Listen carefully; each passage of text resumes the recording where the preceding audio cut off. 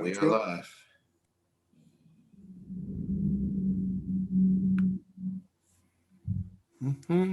Okay, we are live, Mike. Excellent. Thank you. My name is Michael Harden. Today is February 24th, 6 o'clock. We're starting off with the meeting here for the Norwalk Parking Authority. First thing on our agenda is any public comments. So let me ask Larry, Jess, do you see anybody in our meeting or viewing our meeting that would like to come in and share a few minutes with us? There are two people, those listening from the public. If you'd like to speak, please raise your hand electronically now, and I will unmute you. Please state your name and your address for the record, please. The first person we have is Nancy Rosette. Nancy, if you unmute yourself, you'll be able to speak. Thank you, and thank you for pronouncing my last name the same way I do. Not everybody does. I live at 399 Main Avenue here in Norwalk. I chair the Bike Walk Commission. And I'd like to speak to the bike rack item that's under new business on your agenda. Obviously, one of the things that we try to do is improve the infrastructure for bicycling in the city. And I think we've had some successes at that. And then the next issue that comes up, well, it's great. You know, now I can ride my bike to the grocery store. I can ride my bike to the park.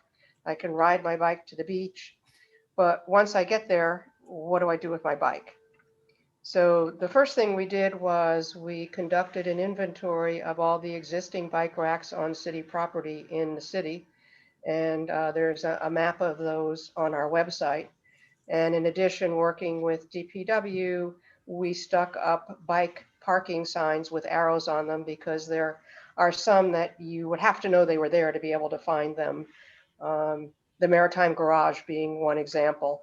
There are actually 3 bike racks inside that garage, but unless you had been in the garage, you would have had no way of knowing. So we put some signs out on North Water Street to indicate where the bike parking was. And now we are becoming a little more proactive, and we purchased 5 bicycle racks, and we are now seeking places to position them within the city. And later on, your authority will discuss a couple of ideas that we have that relate to properties that you own or supervise. So I know you understand the importance of parking to surrounding businesses and attractions. So I hope you will favorably consider helping us to position 2 of these racks. Thank you. Outstanding, Nancy. Thank you very much. I appreciate your time. And yes, you are on our agenda to discuss. We'll be discussing that later in the meeting. So thank you. Okay, well, unfortunately, I can't stick around, but that's okay. I'll catch the replay. Yes. Thank you very much. Thank you. Larry, is there still one other person? Yes, but I don't believe they would like to speak. They haven't raised their hand. So I think we can move on. Okay. So the next item on our agenda is approving the minutes from the Parking Authority meeting January 27th, 2021. Can I have a motion? Is there any discussion on those minutes? Any changes, any additions, subtractions, anything? I didn't see any myself. So then let's take a motion to accept as read. Well, I'll make that motion, but I wasn't there, so I can't vote on approving them. You cannot, no. Let me think about that for a second, because then Tom and Eric, do you second that? Yes. Well, if you and I are in favor of that, then we need Judd. So we may have to table that vote until next month, which is fine. All right. I think it does need to be tabled because I think you need the quorum to be able to. Yeah, perfect. Absolutely. All right. I kind of held off on a chairman's report this month because I wanted to leave as much room as I could to hear from Jim and Garrett, and also to spend some time talking about the budget today. So our actual topic here today is this budget discussion. So when we get to that, I think that'll be all encompassing pretty much. So let's move on to the financial and operating reports. Stoth, are you going to do those, or is Jess? Sathi's going to do them. I think he's Or going to Rocky. share a screen. Oh, Rocky, yeah.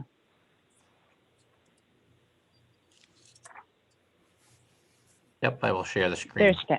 There's Steph. Sorry, I was muted. Was it a bio break, Stoth? Yeah. I just heard that the other day. Apparently that's a legal thing, a bio Yeah. break. It is. That's what our HR does. We have our company Yeah. meeting going on today, this week. And that's the term. That's the new term, I guess. That's the term, right? A bio break. Okay. Well, welcome back. Let's get going. Okay. So actually, before I scroll through this, you all have this. There's another screen I need to pull up, and you probably can't see this screen, but that's okay. Yeah, we could see. Oh, well, we have the operations report up here now. Yeah. So maybe let me see how I can just.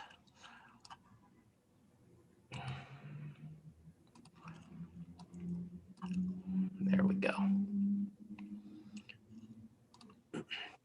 Okay, so this is going to be basically the combination, since we're going to talk about the budget more, the financial report combined with the operations report.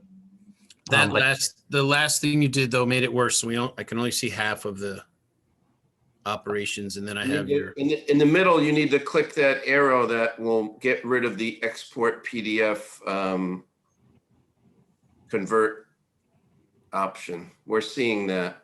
Oh, the little side arrow right by operations. Right by the S in operations, hit that little side arrow just to the right of operations. A little further to the right.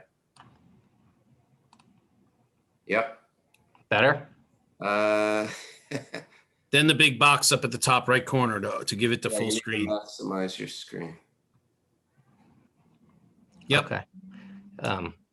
Hit that baby.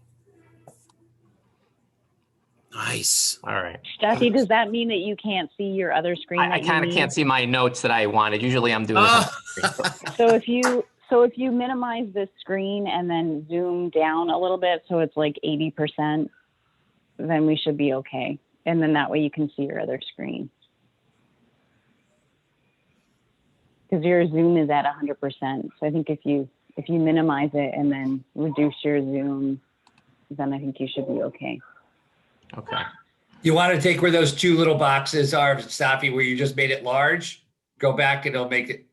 Yeah, I'm just stopping my screen share for a sec.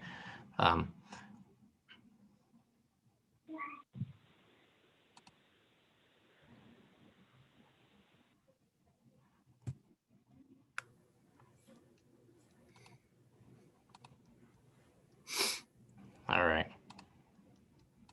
Now I'm the one with the technical difficulties. Are you in Yankee Doodle? I am in, no, right now I have this, You're in Maritime. Oh.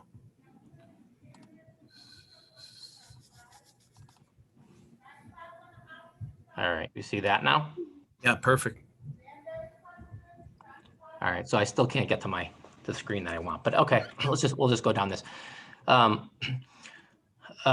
So, I mean, this month, obviously, we're seeing a continuation of the, erosion of revenue from COVID, and parking revenues under budget for the month. It's under budget year to date. We are, on the expense side, we're under budget. We've deferred a lot of maintenance and there are a lot of other expenses that we could. We've reduced payroll and anything that we could have deferred, and that's brought the expense budget over 34% under budget. On the transient side, revenues it's over 69% under budget for the month and 70% year to date. Total revenue is up compared to last month because we are seeing things reopening and people coming back and some continued enforcement. But it's down, of course, to last year of January. Transient activity for the month, that's up, as you would expect again, but it's down compared to last year. On the permit side, that's been probably the one part of the revenue stream, of the revenue components that has been, somewhat stable. It's up compared to last month. I mean, it's still down compared to last year, but only 20%. That's been the one stable part of our revenues. And we're still seeing a large percentage of the total revenue collected being through credit cards, and it's 77%. And then, Kathy, can I make a comment just on the Yes. on your commuter parking yes. and the permit activity? This is kind of an interesting one, and we had asked Staffy and Rocky to run the garages to see which garages still had a wait list and what the wait list looked like.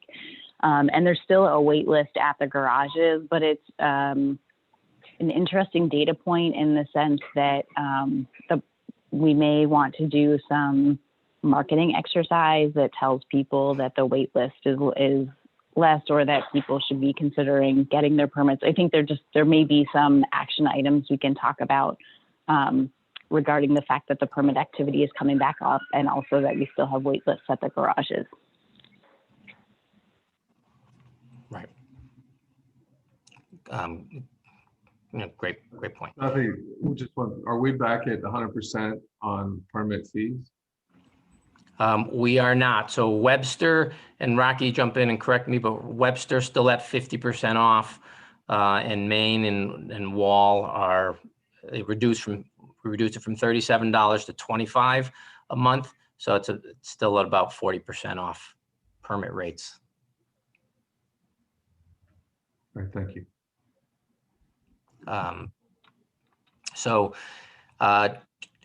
Do we want to go through every location again, or do we want more of the higher level overview, and then it might not be the popular answer stuff, but I'd love to go through it for Jim and Garrett's sake.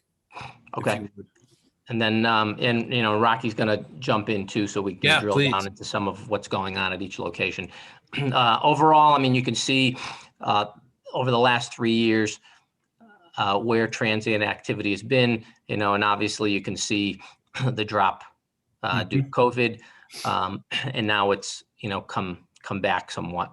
And the interesting thing is, if you remember, middle of October through December, where we did a little relaxation of some enforcement, it did have somewhat of a negative impact on compliance. So so some of this is down because of that, and some of it is just because of natural seasonal trends too. Mm-hmm. But that started, back up again in mid-December. So we're seeing things, getting back to normal. So Rocky, staff, we're back to typical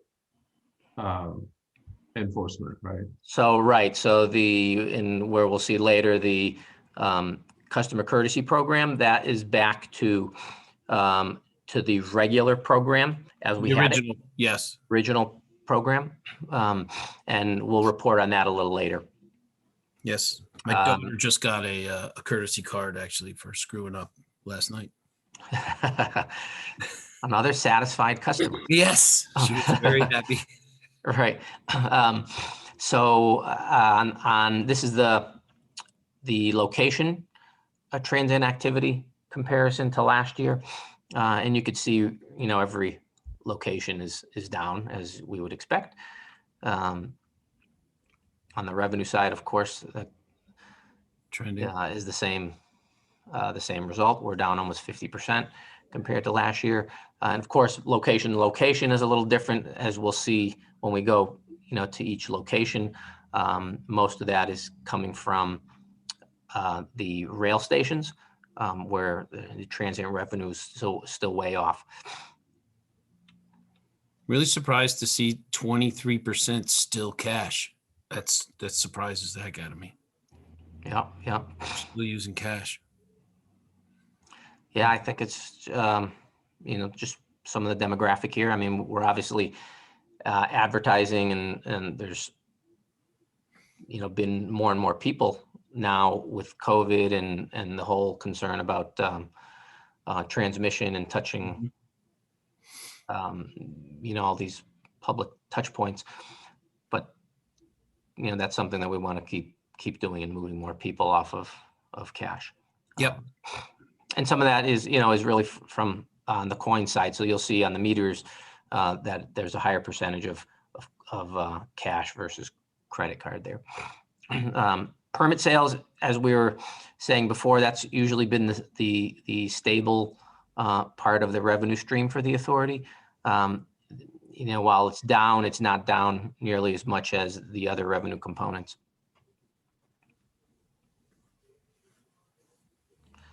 And if there's questions, please, jump in. So permit revenue, 74%, credit card, which is probably a little more surprising.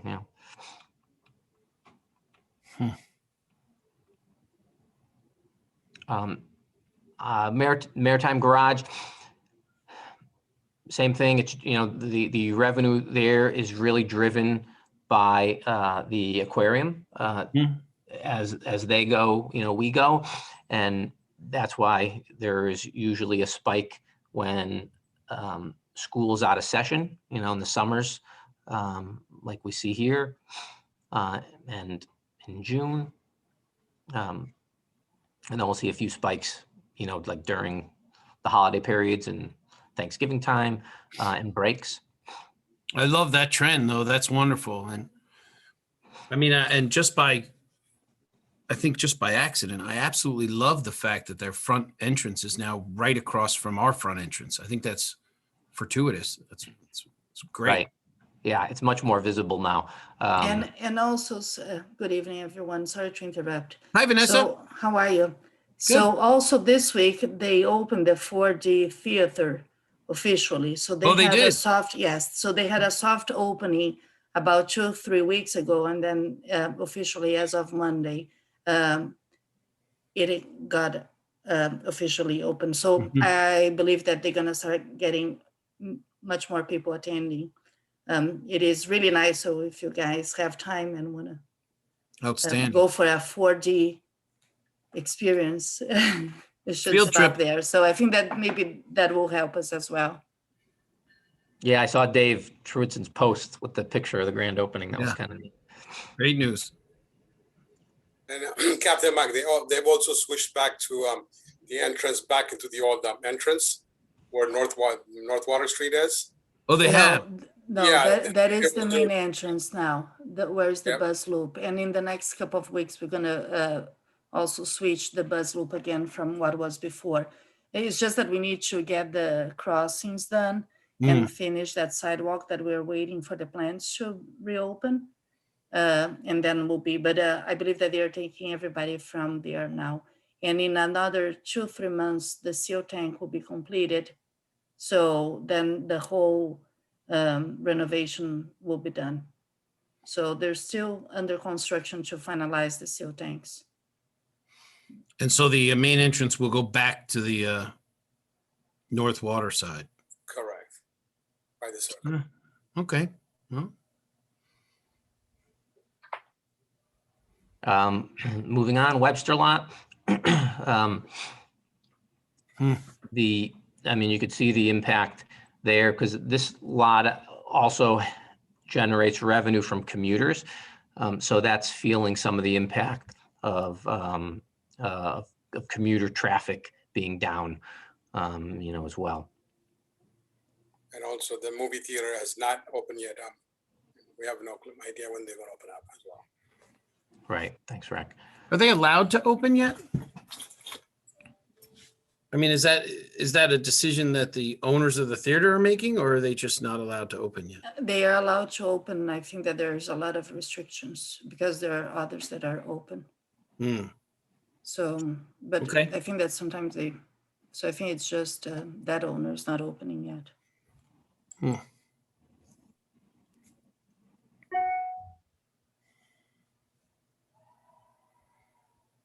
On the pay by cell activity, it's obviously less because of the demands there.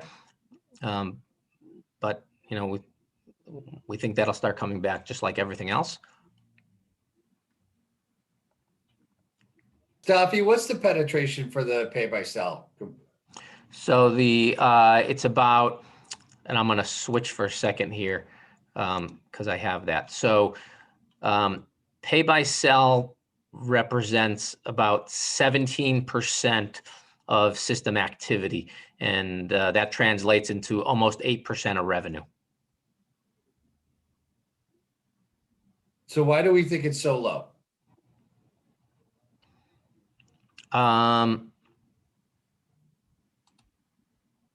Well, I mean, I'm not sure that What do you think it should be? Yeah. So in Stanford, we were above 40% of revenue coming through pay by cell. I think New Haven is about 25%. But is that of just on-street revenue? That is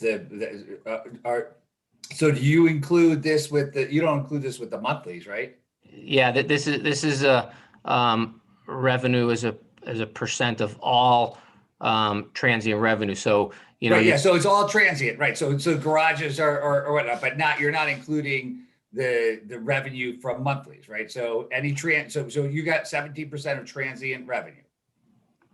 So right. In Stanford, we had over 40% of transient revenue coming. Yeah, I think that might be apples and oranges because we're including transient revenue that comes in from facilities that don't actually even have pay by cell because of the equipment. So like the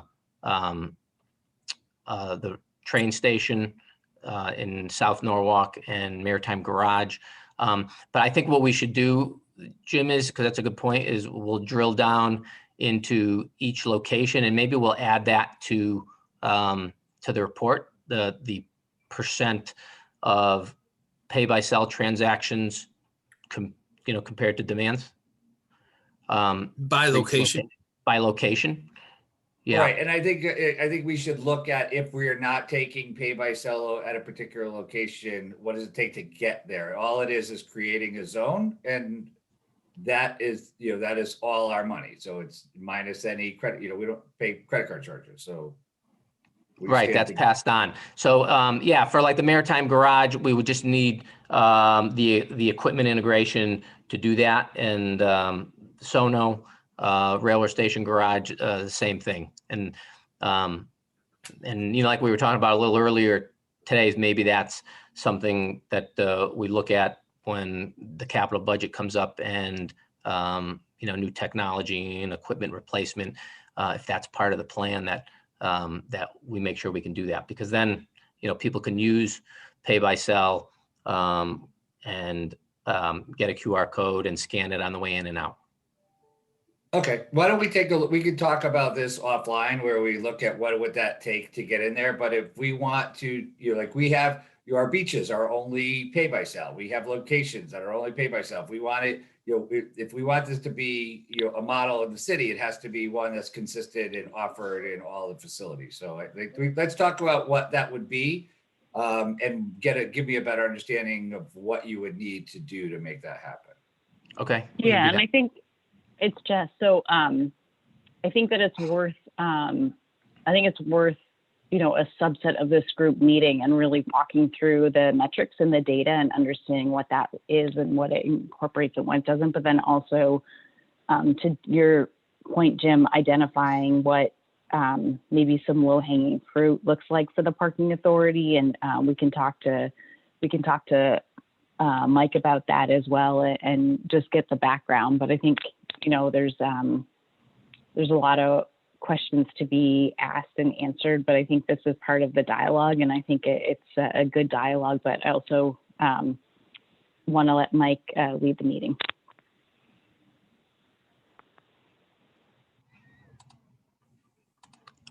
All right, any other questions? Okay, so we'll go offline with that, Jim, and talk more about that. So, all right, any other questions on Webster? I don't know if somebody had one that we didn't answer. No, okay. So Haviland is a location that has seen, I'd see, relatively less of a negative impact because of the residential parkers that are there. So that group has helped stabilize the revenue stream and the operation. So that's why, you know, you'll see that yellow or this orange line a little closer to the others.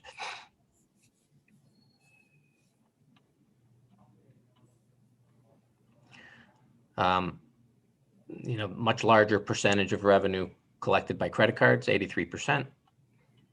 And there's still pretty strong pay by cell activity there relative to years past, even though, you know, we're in this time of a pandemic. North Water Lot, which has traditionally been, you know, a very strong transit. Well, there's no permits, you know, accepted there, but it's been a very strong performer, I'd say, in terms of the location, because you had revenue from demands from the aquarium and also from the bars and restaurants over on Washington Street.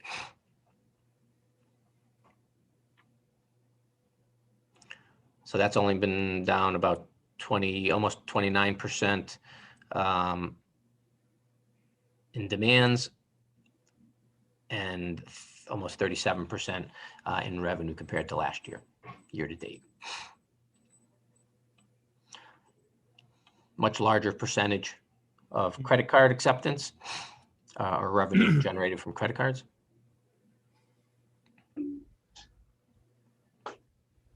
Well, if Judd were on, I have to fix this graph too. The colors are off.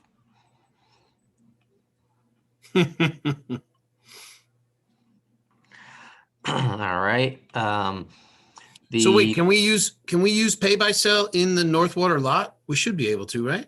Yes, we do. Yeah, You can see we generate, you know, good percentage there. I think what Jim brought up though is another bullet to really be able to compare locations and see where we're actually we don't have as much traction, and you know, and then we'll look at how do we get that message out there better.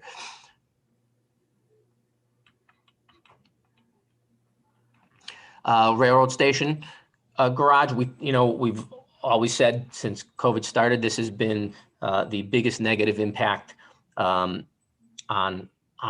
business, and you know, the fact that New York isn't really opened up is really what's killed us, and you can see it reflected in the numbers that we're off, you know, over 90% in activity.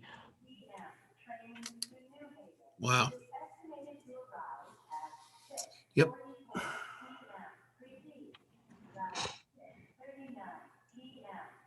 And pay by cell is reflected in that. It just took a nosedive and just won't recover until commuters start using Metro North. Same with East Norwalk. You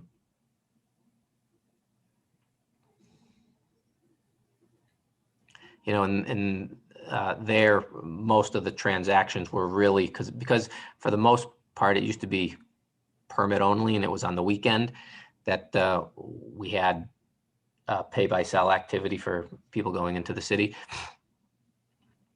That's why the average transaction is so high, because it was $8 a day.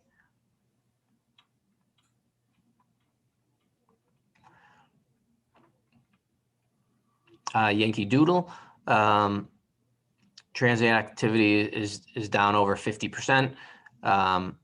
Revenue is only down a little over 14%, and that's really because of the stability of some of the monthly parkers. And there was, even though we had a decrease, we did have an increase to McMahon Ford.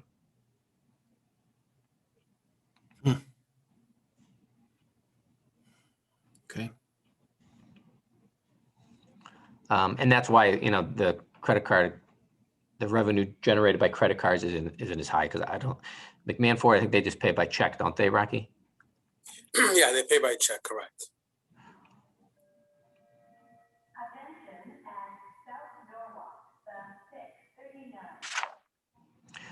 So the Wall Street lot has seen a little more activity, and we were talking a little bit about that today with Rocky, on, you know, why transit activity has been a little higher. And you want to touch on that a little, Rocky? Yes. Back in July, August, and September, that's when we introduced on-street paid parking at the Uptown and the Wall area. So that's why you see the numbers are low and higher for this year, because the transient activity from the on-street meters translated into the Wall lot.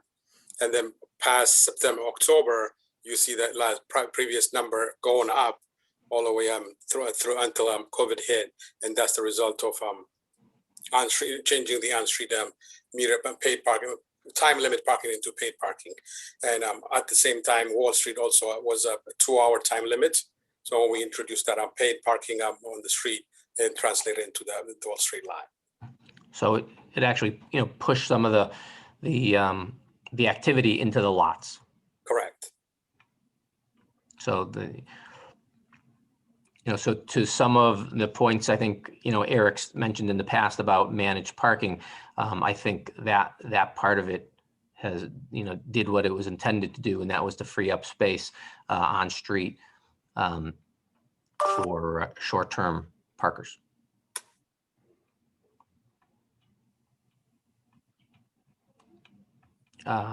Main Street lot is, you know, somewhat similar. We tend to kind of lump those two together.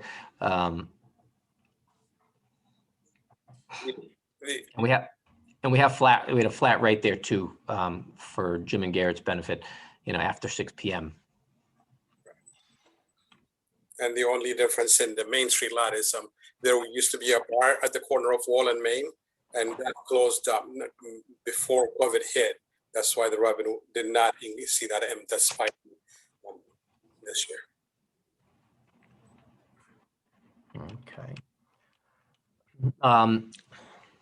Well, library lot has been basically shut down, so there's no activity there, so not much to report there, other than, like we talked about last month, you know, there's still some expenses that are allocated there.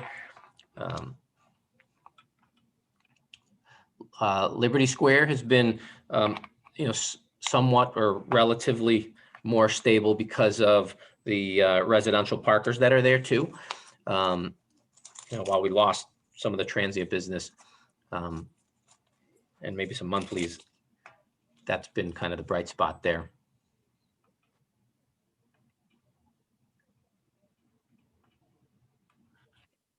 And the pay by sale activities, you know, still pretty good there, relatively speaking.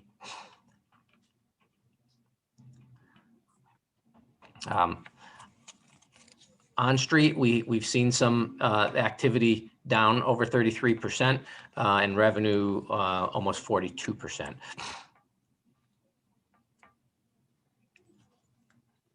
And you know, again, back to these months here where we relaxed a little bit of the enforcement, you know, we saw a little drop, and then once we had more consistent enforcement, we saw increased compliance, which you see from December going into January.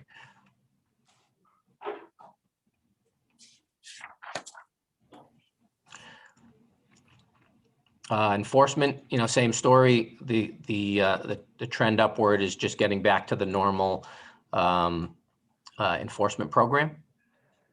And the customer courtesy program, and I don't know if anybody's, maybe for Jim and Garrett's benefit, that was a program that was started some time ago to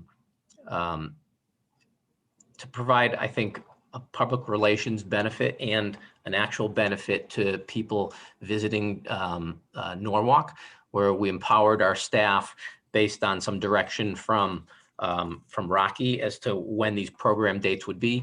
We would go by, they would walk their beats, and if they saw somebody that was expired, instead of giving them a ticket, if they were on in the program geographic area that Rocky had set out, our enforcement staff was empowered to add 20 minutes of time to somebody's parking session. And then we'd leave them a courtesy card that it was basically a friendly, like, hey, we noticed your meter was expired.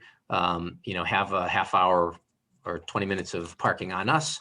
And thanks for visiting.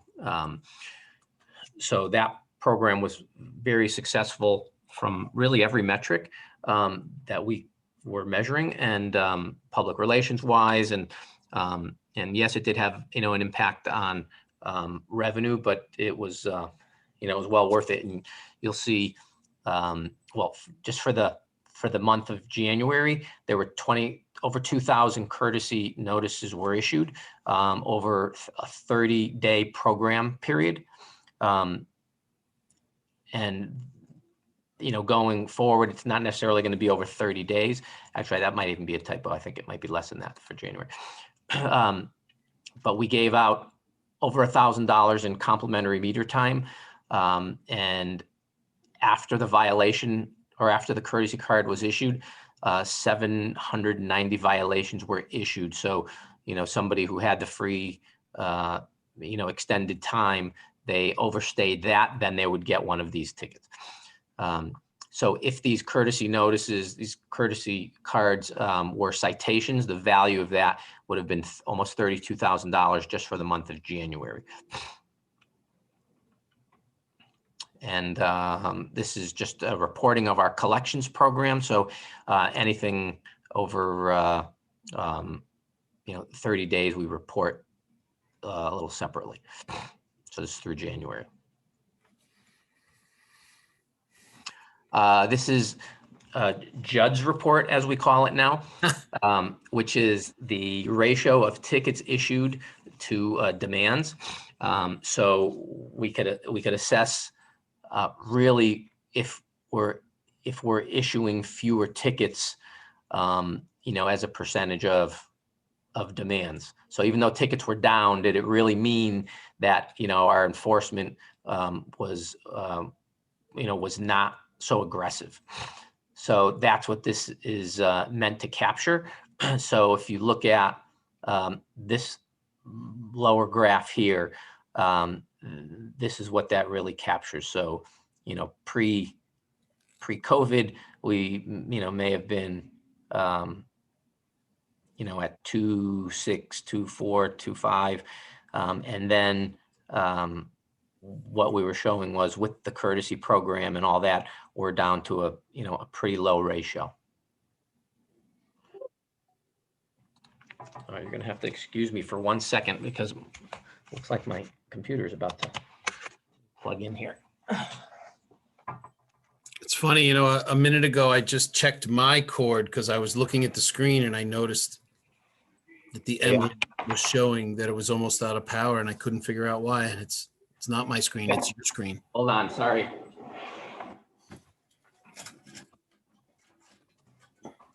I already had one technology faux pas today. I can't have two, not in front of, Jim already on the first day. All right.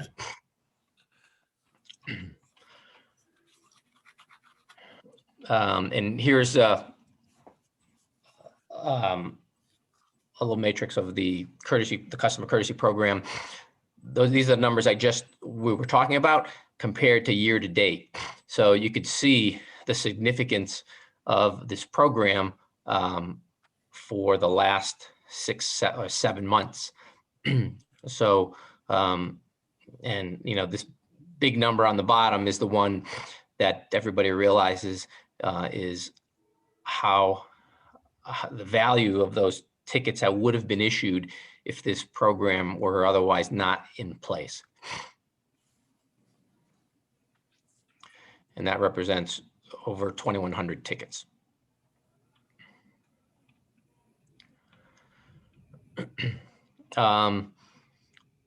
This is just some holdover information on online reservations that we were doing at the Maritime Garage, and the Text to Park program that we implemented just before COVID hit, or since June. Is that date right, Rocky? Maybe we can double check that, but anyways, the Text to Park program is a third option for people to park for Jim and Garrett's benefit. So if they didn't want to download the Park Mobile app and they wanted to just be kind of a one-time guest parker, if they're not here usually or consistently, they could do that on a one-time basis. And they wouldn't need to download the app and put in all their information and all that. From the pay by cell perspective, system-wide, transactions were up over 9% compared to last month. The revenue was up 10%, which is just a reflection of people starting to come back. However, if you look at it, year to date compared to last year, it's down significantly, almost 62% in activity, 70% in revenue.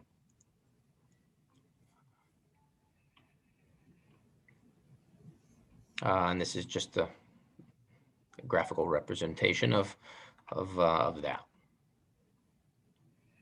So year to date, you can see that's significantly down.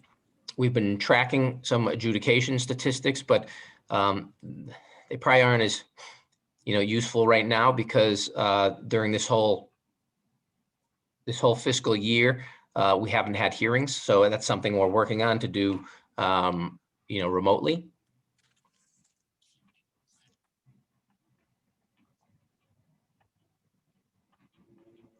And that is the end of the report.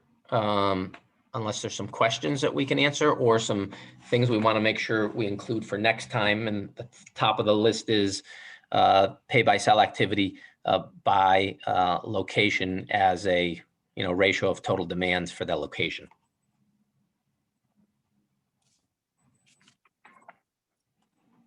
Rocky, anything else that I forgot to maybe mention that we should talk about?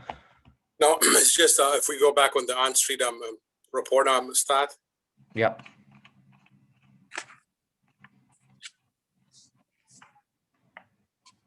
About the graph? Yeah, on the on-street activity decline, just Washington Street, which is the busiest street, which averaged about 6,000 to between 5,500 to 6,000 transactions per month. That is the major decline on street activity is that Washington Street being blocked off. That's a total of 27 spaces. Do we have separate metrics on what that did to us, or? It's a total of $6,000 per month, averaging between 55 to 6,000 transactions, and that's it's impacting the revenue as well in that area. Sure. So it's probably a larger policy discussion that I'm sure you guys will have. Yeah. About what you want to do with those spaces. Well, it's not really up to us, but I understand. Okay. Jim, you got anything for us? I'm sure you had a chance to read and take notes on this report for hours before the meeting in preparation. So I know you're pretty well up to speed, but what do you think?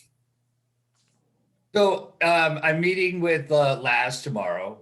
We're gonna go through it. I'd like to see some of the facilities and some of that. I think that there are opportunities. I think in relation to signage, in relation to I'd love offering people opportunities to pay, and how we get that, and when we can have one of the benefits of pay by cell is that we get all of the money, right? It just gets deposited, so it's easy money for us, right? We have no expenses associated with it, so it works out great. I think I think twofold. I'm a little concerned with the appeals, right? And I think we need to figure out a way to get those done.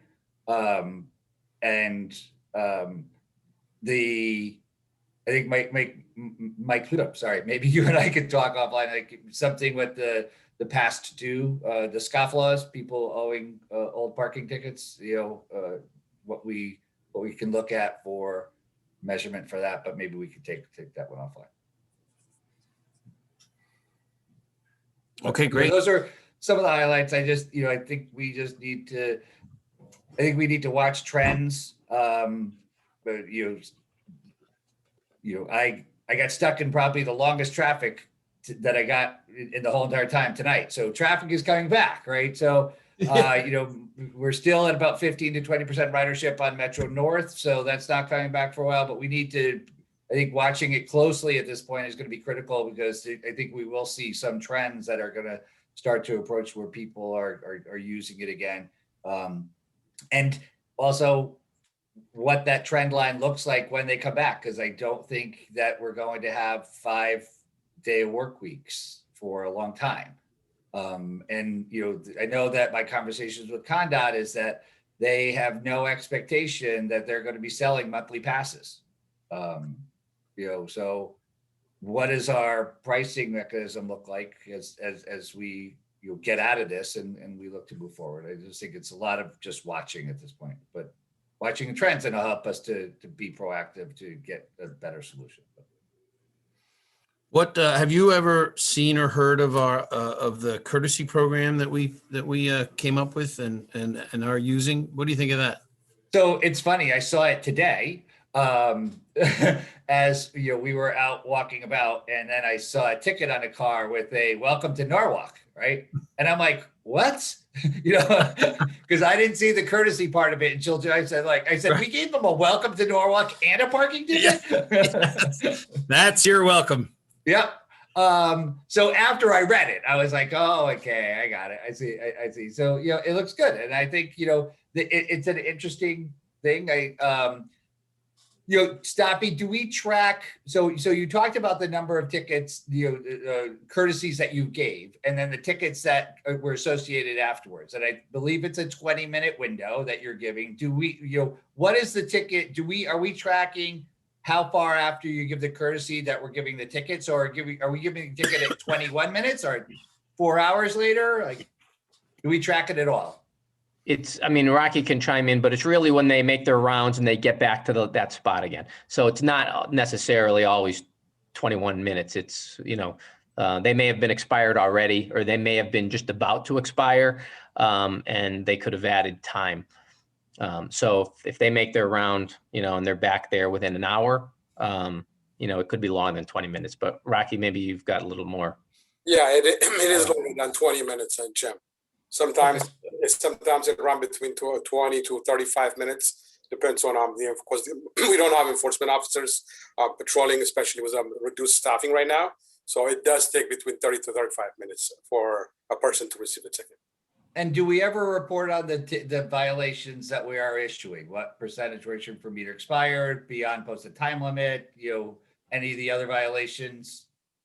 Yeah, I think it's on the ticket issuance report. Yes, we do have those. Okay. All right. So yeah, that hasn't necessarily made it into the ops report.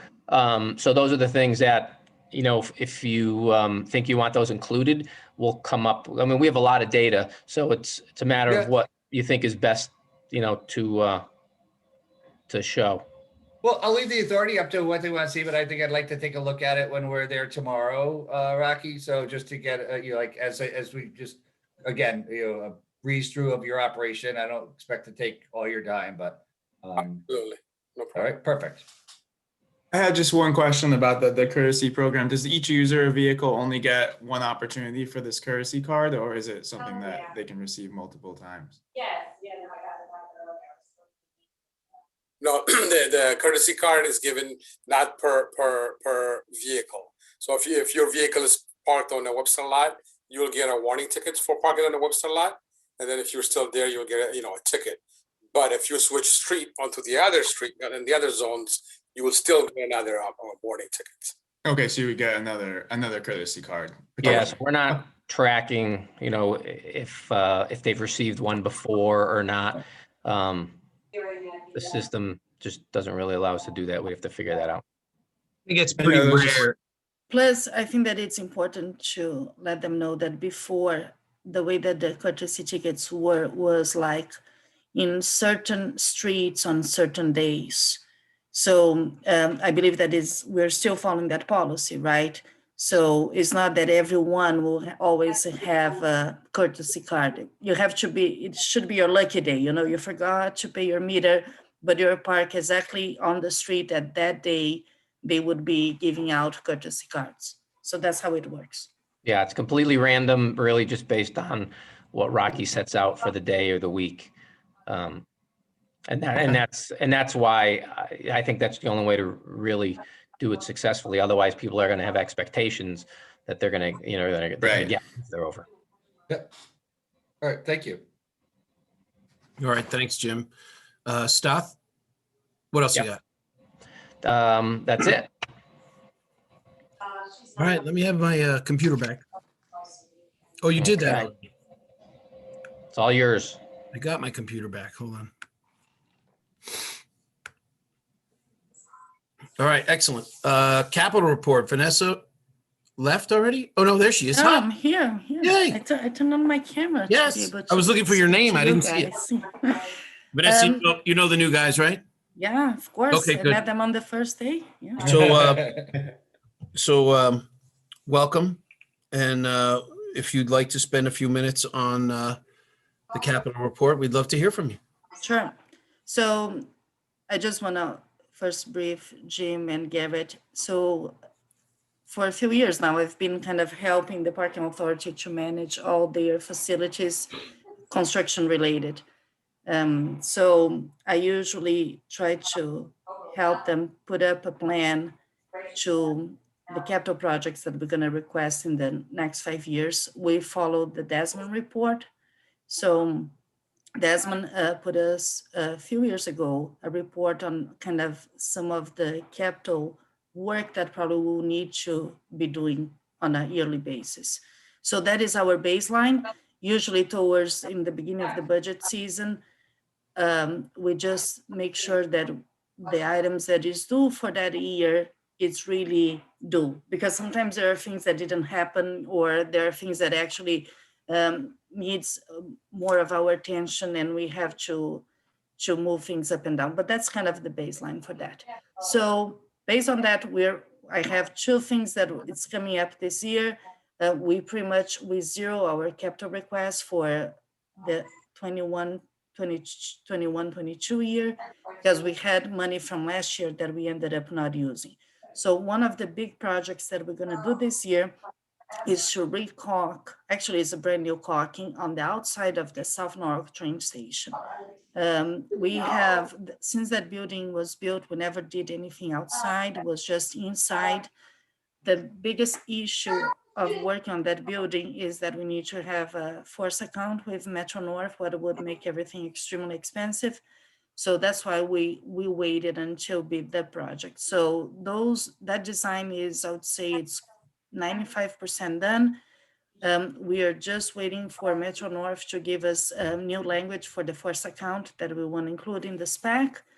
And also Jessica and I, we met with Rails the other day for a different separate subject. And then they came and said that we need to take care of the birds and pigeons are sitting on close to the platform that is damaging and bringing some dirt to the platform. So since we're gonna put that bid out, and I'll need to have the force account already established.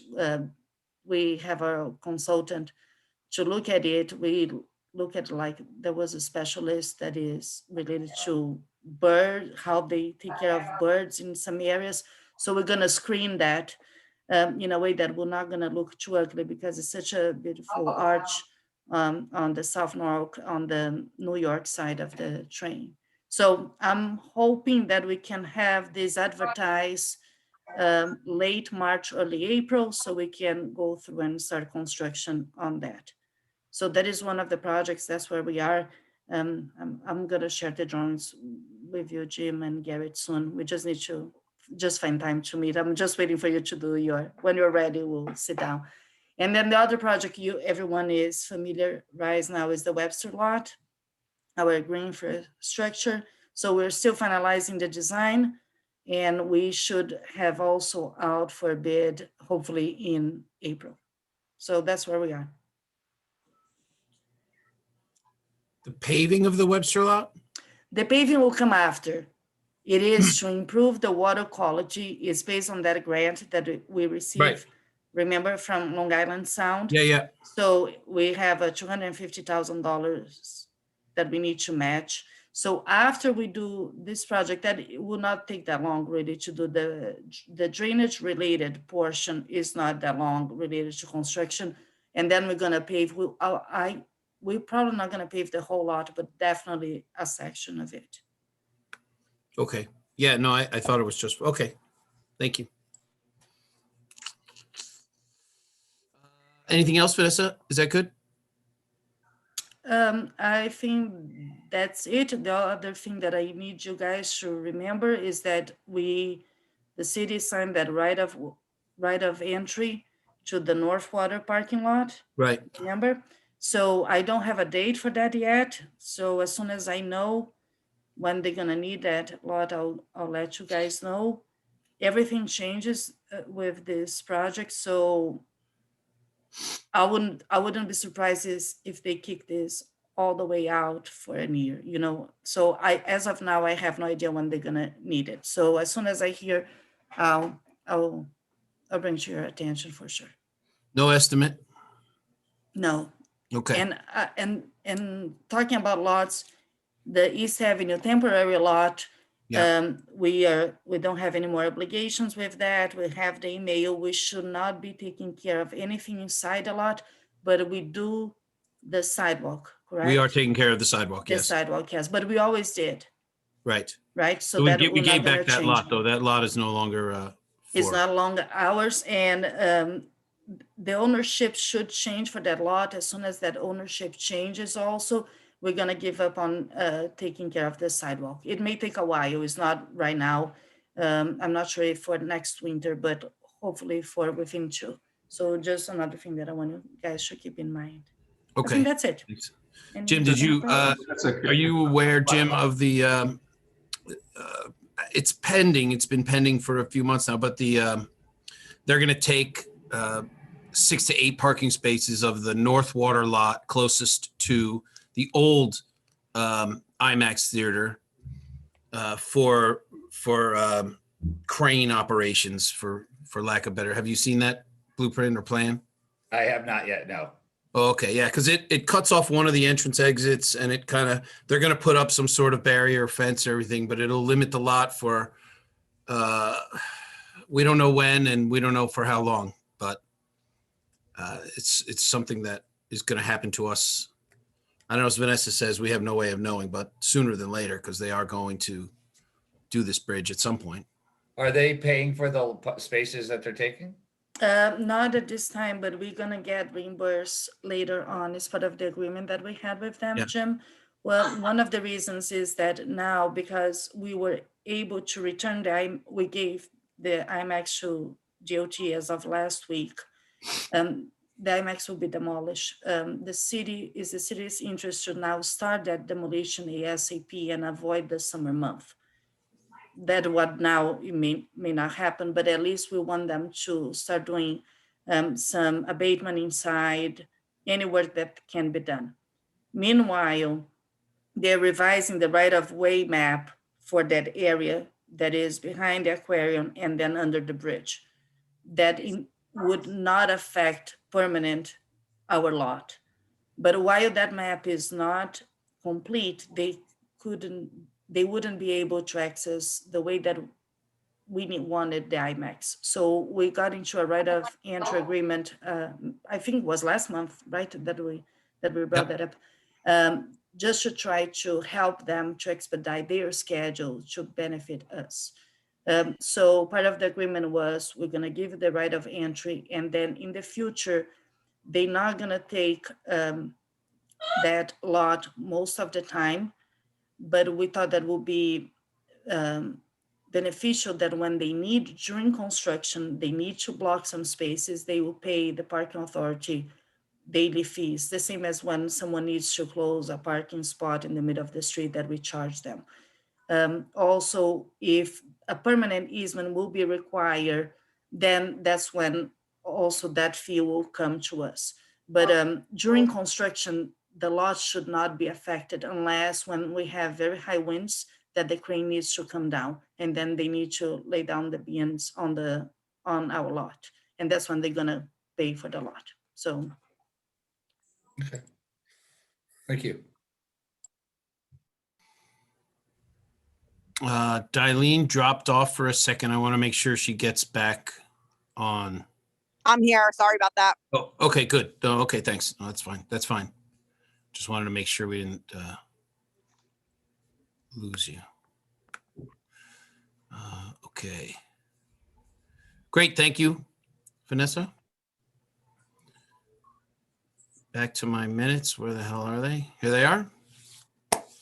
All right, old business. Let's talk about the operating budget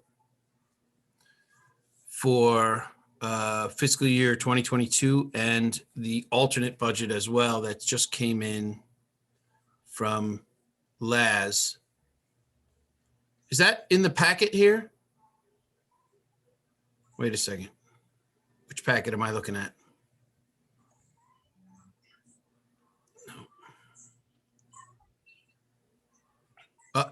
No. So the interesting thing for me has Tom, I guess Tom and Eric, right? Have you guys seen the alternate budget from Laz for, I believe it was 5.9 million, right? Yes, I've seen it, yeah. Yeah. I have the wrong thing. Mike, I'm up. wondering if maybe staffing wants to put it up on the screen. We did not include it as part of the packet. Yeah, and I have it in my emails, but I can't. What? Can you put that up, Steph? There were a couple of questions on it. Eric had a few questions. I had a few questions. I wanted to run down it and talk about it a little bit. Tom, what did you think about that? That is the alternate? Yeah, that is a pretty heavily skinned. Yeah, it is. Where do we stand now with the city process? When do we have to have the budget in? Yeah. We still have time, so we can vote this in. We do. The authority can vote. The authority does not need to vote tonight for the operating budget. We still do have time, but Right. in saying that, I think that my recommendation from the staffing point is that we need to take it through BET and Common Council. So I think, we're getting to the end of February. I think by mid-March we want to wrap this thing up. That would be my recommendation. Okay.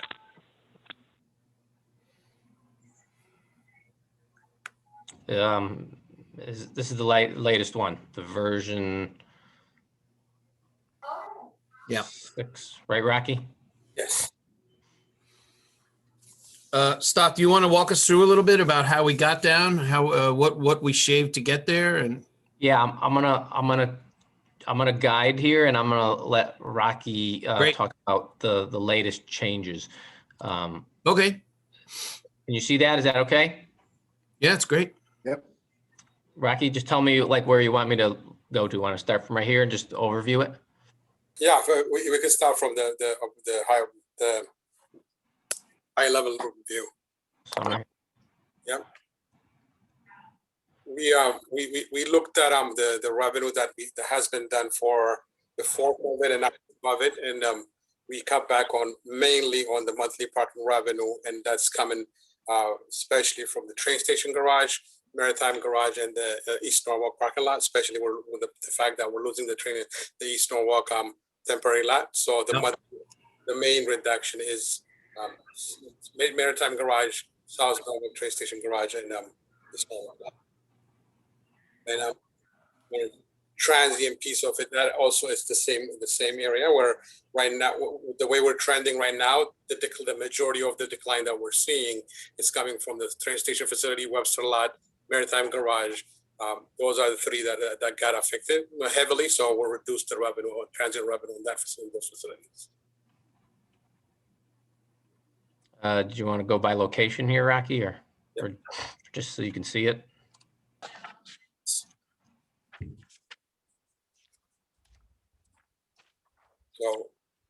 So you can see the only, real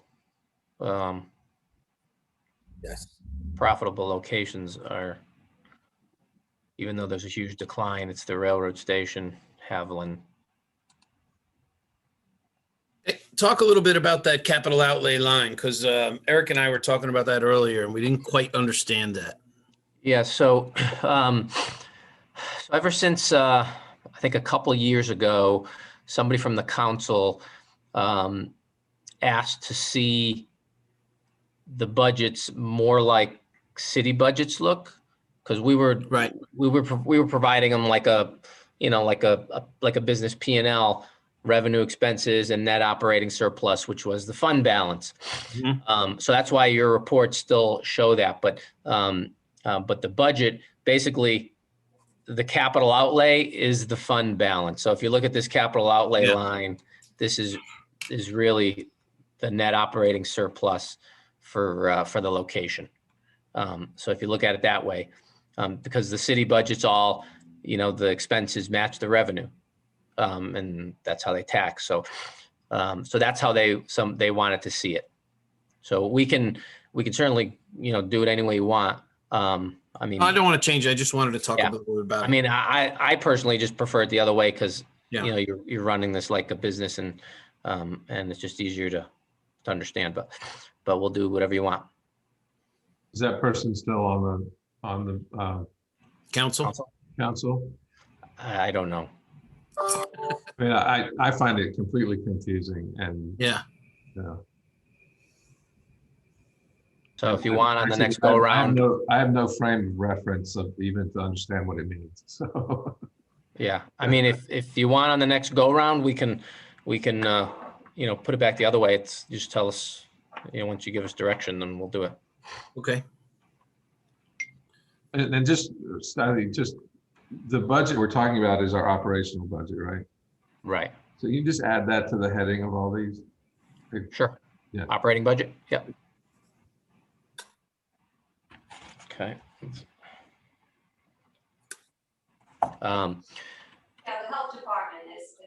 So I don't know if this is if you want to go through line items or not, or if that's getting into the weeds too much, but that's what this detail sheet is by line item. No, I think you can touch off on the important stuff. I don't think we have to go line by line. Okay. I mean, obviously the big decrease on the revenue side, Rocky already explained. Transient was hit hard, and some of the monthly. I think, I'm just sorry to go back to the previous page. You mentioned earlier in the meeting that that the railroad station garage, I guess I assume the lot also, and the East Norwalk train station is off 90% to pre-COVID. And we're working on a project where Metro North is involved in Greenwich, and they're reporting that the majority of the traffic on their trains isn't necessarily transient. Yeah, transient was off that high. Overall, it's not. I mean, we still have monthly parkers that are there in, let me see if we don't really have it by location, but. You wouldn't have to go into it. My only reason to bring it up is because at some point, I think we need to separate. We need to hope, if possible, we need to get a sense of who's actually using the garage. Is it commuters, or is it people using the train for other reasons? Mhm.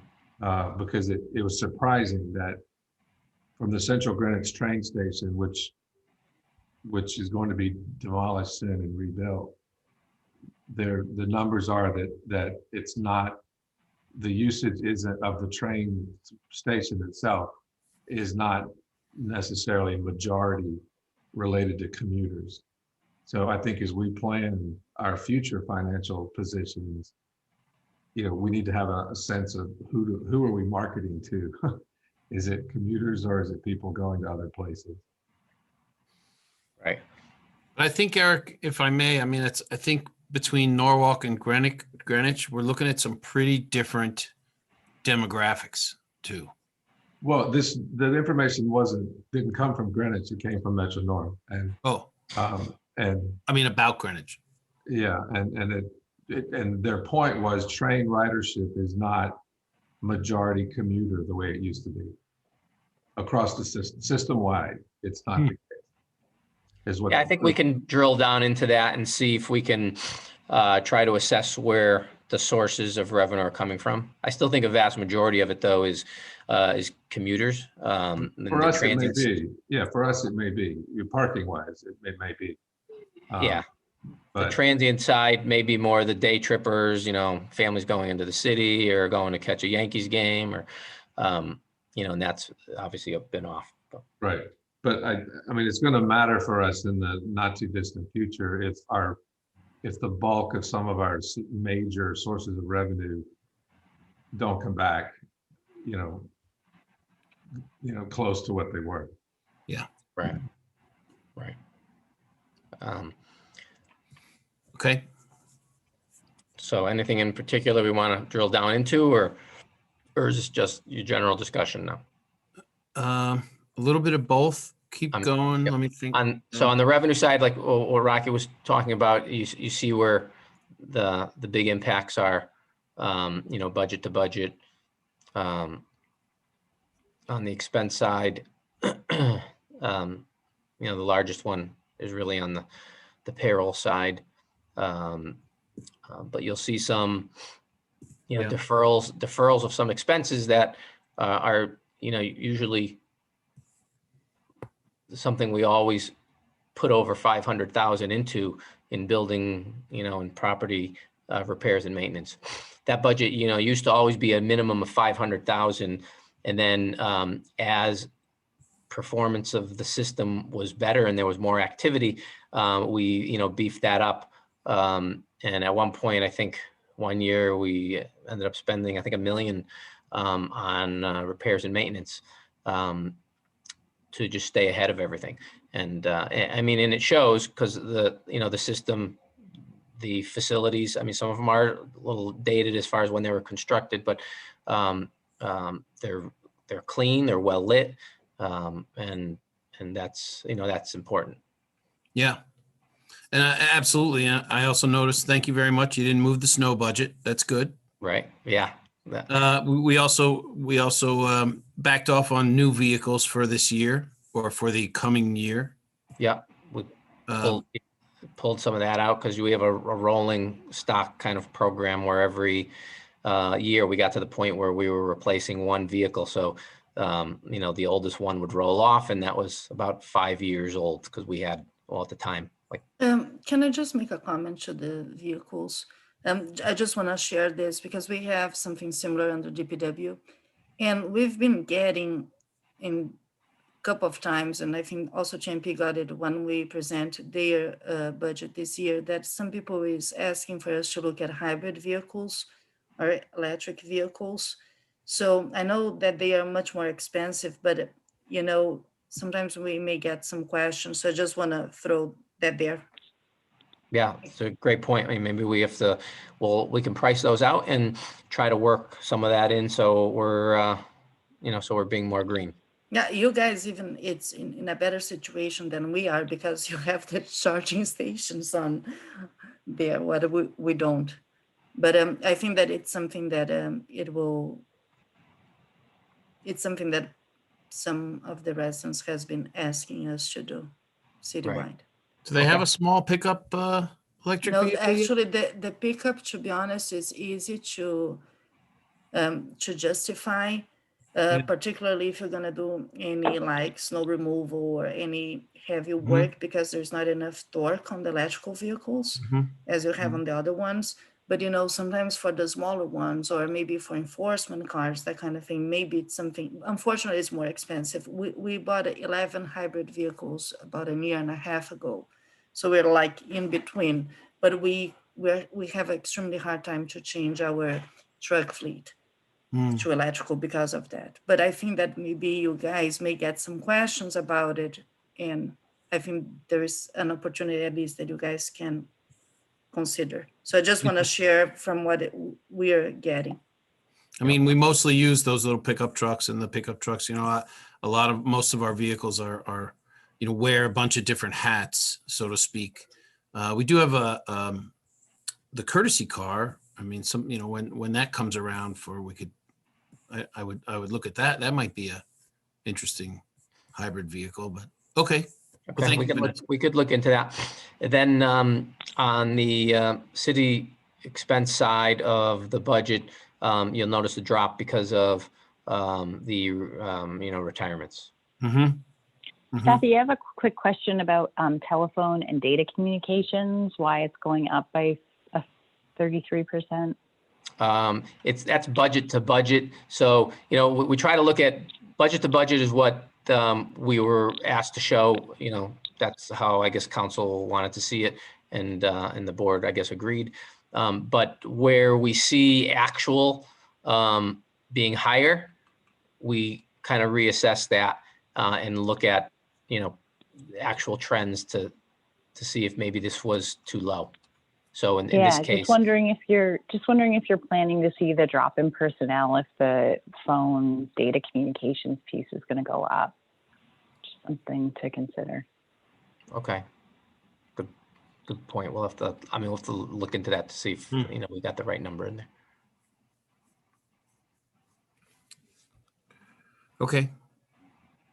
And that's it. In what was emailed out, we have a budget narrative, so you can see some of the explanations. Yeah, I have a few questions here.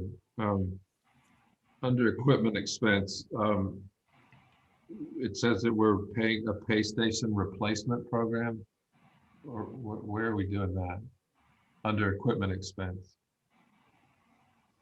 Right where your cursor is. Yeah, up. $100,000, 33% down, includes equipment purchase and meter pay station replacement.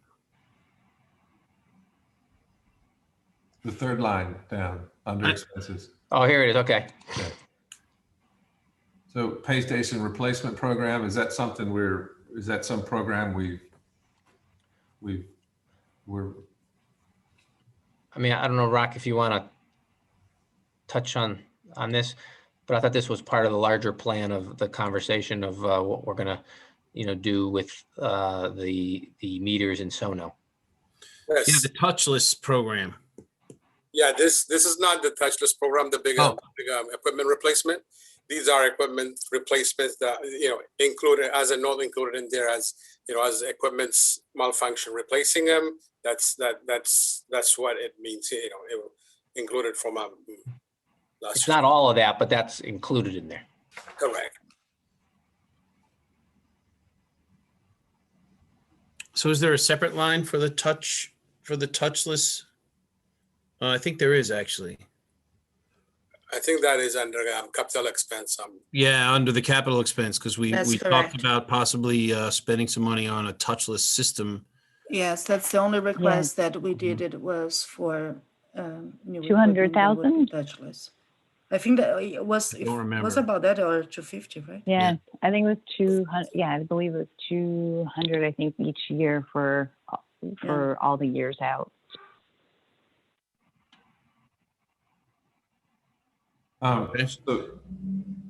So then farther down under operating expense, the Park Mobile pay by cell fees, and Mike, you and I talked about this. Yeah. Those are paid by the consumer, right? Those are paid by the consumer. But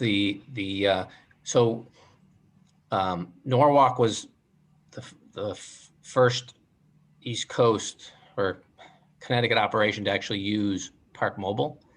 And at the time that was set up, the fees are 100. What Jim mentioned before is right. 100% of the parking fee goes to the parking authority, and the customer pays the transaction fee. But so basically, we collect it, and it goes into into the operating account, and then Park Mobile bills us, and we pay that. Right, Rocky? Correct, yes. So does that mean there's a revenue line to account for? No, it's just it's baked into the revenue here in transient. I thought that maybe that operating expense Park Mobile pay by cell fee was some sort of fee we paid to be a part of the program. No. We have some sort of yearly fee or anything? No. No, because their whole business model is transactional. Transaction. So Okay. so they make whatever it is, 25, 30 cents per transaction. Can we talk about this at another time? Because that's not my experience with how Park Mobile operates. So my experience with Park Mobile and the deals that I have negotiated with them is that because they get the money, we don't get the money, they get the money, and then they just transfer the money to us. So they keep the fee. So. Right. Yeah, the way this program works is we have mids that we hold, so the revenue goes right to the city, right to the parking authority. So we don't chase them for money. We end up having to pay the fee. So we're collecting. Somebody pays $1 and it's $1.30. They're paying us $1.30, the customer, and we're paying Park Mobile the 30 cents. But I don't understand how that works because I set the account up with Park Mobile on the phone. I use my credit card on my phone. The Park Mobile is the one that gets the $1.30, and then they give us the $1. Yeah, because that means that we're paying them. So this is all happening on the back end. So it's going through the Park Mobile platform, but the bank account that it points to and gets deposited to is a LAS account. All right, I think we need to look at that because we're basically paying them to manage their fees. No, so what you're paying them, and this is a model that all these pay by cell third-party providers have, is a transaction fee or a service or a transaction fee per transaction. So that's what they get, and the option that you as a customer have, being the city, is you can charge that transaction fee back to the customer, or we had this conversation last week about the convenience fee, and that's what they like to call it. But or you can absorb it. There's some locations and some customers that, believe it or not, don't want to charge that and will absorb that fee, but you're not doing that, and most people don't.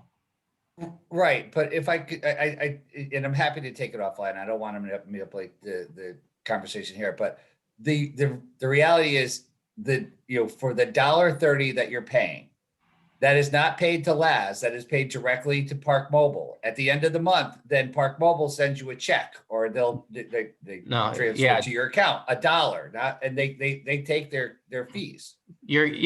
Norwalk is getting the $1, but what the part that you're missing is that it never goes to Park Mobile. This was always set up where the revenue came to us.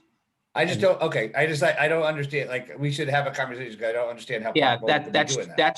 that's just the deal. Because at the time, this was in 2011, they weren't the big company they were trying to get traction, and that's the way the deal was negotiated. And I don't think you want to change that. I think you want the revenue. You want to have to pay them and not chase your money down.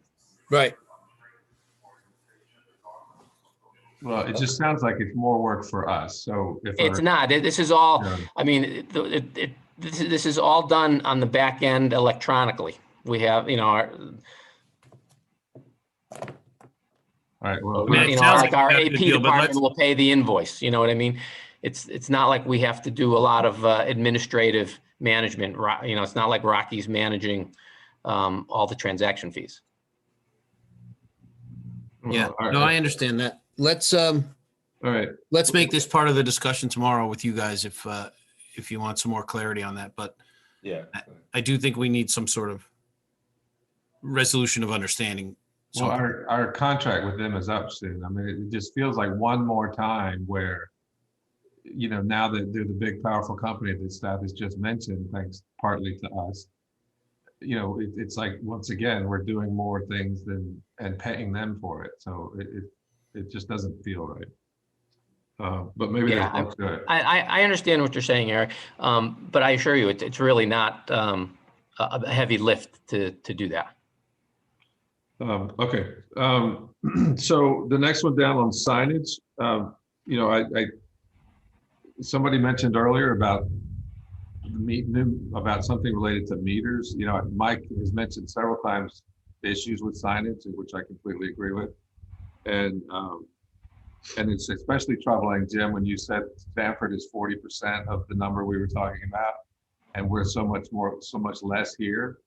And I observed in Stanford that there's hardly any signage. And every other pole, whether it's a utility pole or a lamp pole or a parking meter, has a sign about parking in Norwalk. So anyway, so I don't know that if 50 is going to be the number. I don't know what signage packages we've spent on them in the past, but I think we need to look at our entire approach to signage, and to look down the block and see half a dozen ways to park signs and within one eye shot is too much. So I don't know. I think it's cute. I agree. I think it's confusing. I think we need to take a look at it. I think the more signs you put up there confuses people, and maybe that's what the issue is. Yeah. So have we spent more in a single instance on signage than 50,000 in past budgets? I'd have to look back unless Rocky knows offhand. I mean, I know when this whole, 2 ways to pay, then 3 ways to pay came, there was obviously some signage cost to that, but Jim knows kind of signage and has great ideas on that too. So I think we can come up with something that's less of a sign pollution. Okay. All right. So I just don't know if 50,000 is enough. I don't have anything to base. I guess depending on what Jim has in mind. I mean, it may or may not be. And then the next one is probably too big to get into in any great detail because it gets into our relationship with the condominiums and the Maritime Garage, which I think just a general understanding of what our arrangement or what is that arrangement, because there's a contribution to the condo association that we clearly have to make. We can get into that another time.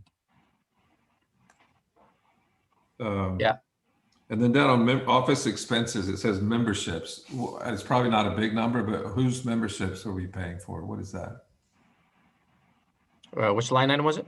Office expense. Special I'm not sure. publications memberships. I'm not sure offhand. Yeah. We have to drill down into that unless Rocky, you know offhand. It's not a lot of money, but Yeah.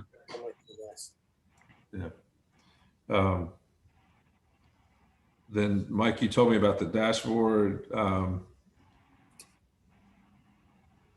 You know what? I'd love to spend a minute just talking about that scenario that you mentioned to me, Eric, about the condo association's responsibilities versus the parking authority's responsibilities when a vehicle that was too tall rammed into the entrance of our garage and repairs were needed.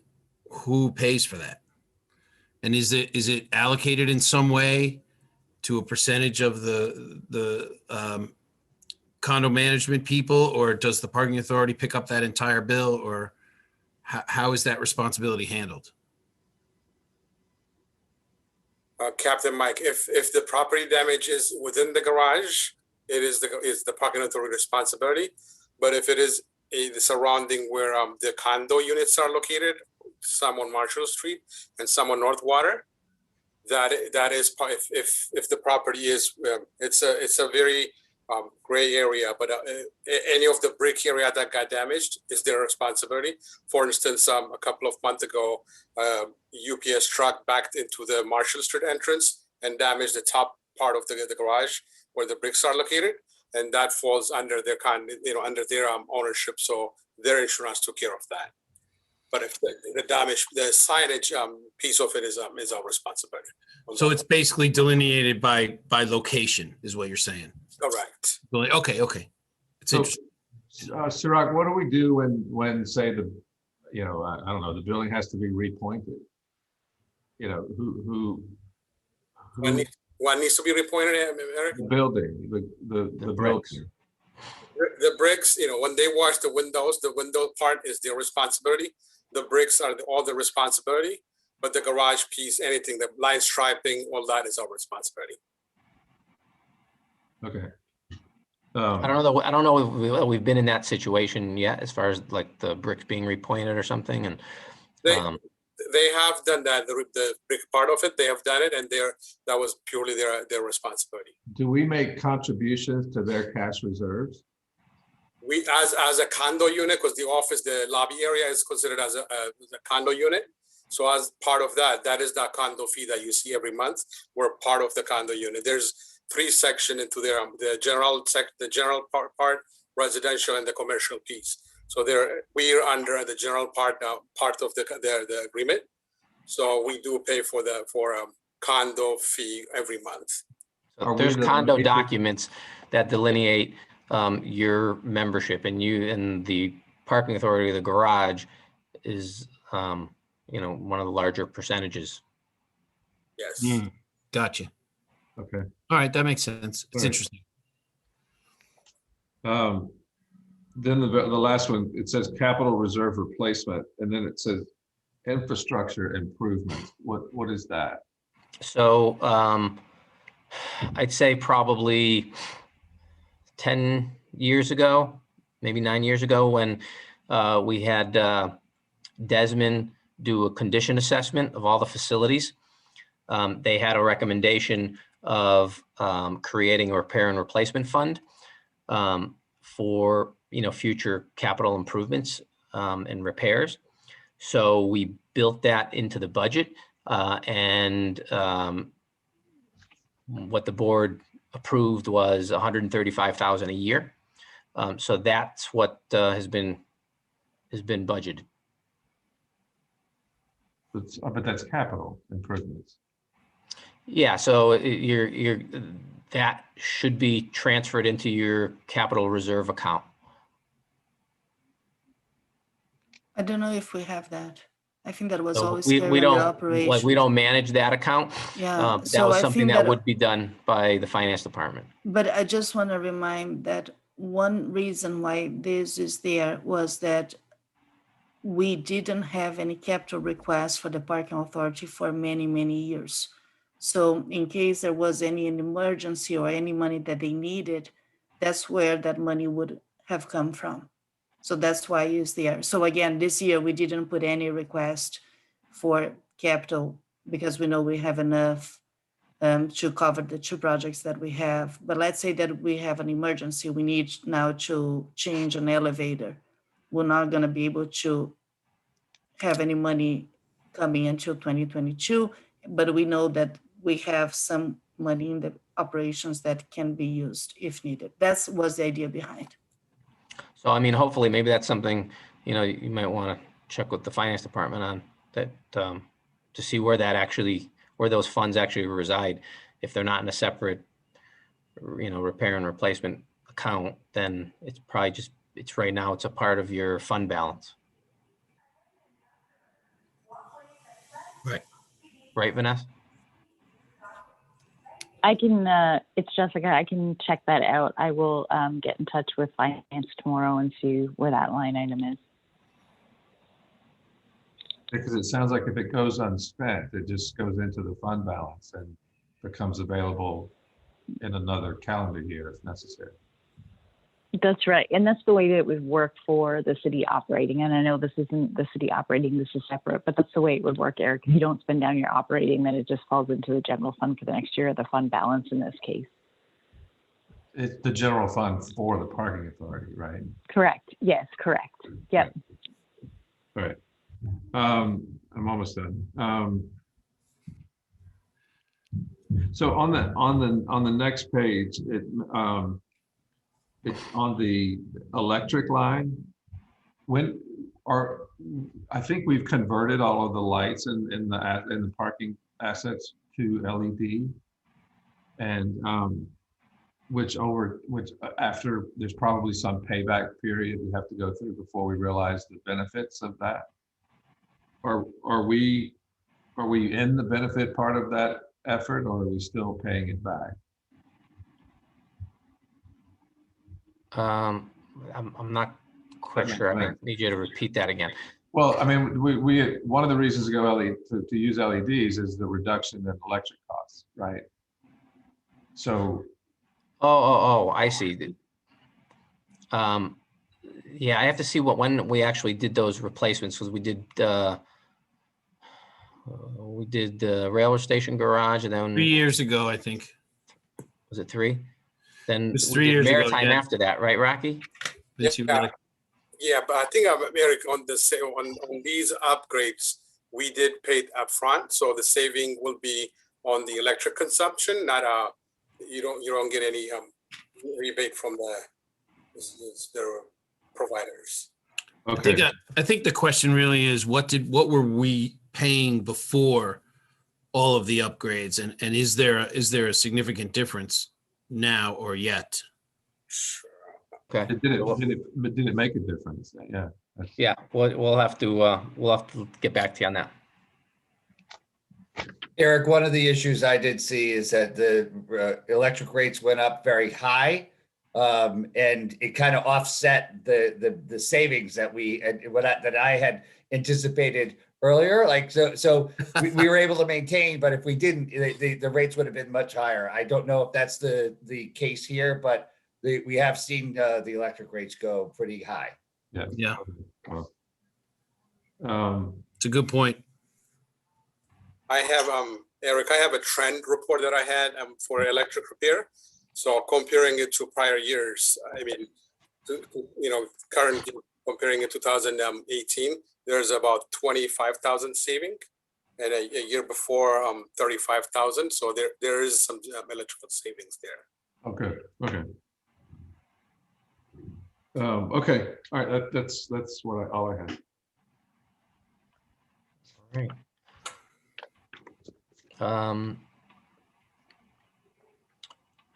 On the rates, the only consideration there was it on 50 Washington? Yeah, 50 Washington tenants, $5 off of their reserve spend rate, as well as the monthly rate. And does this have any time limit or time frame?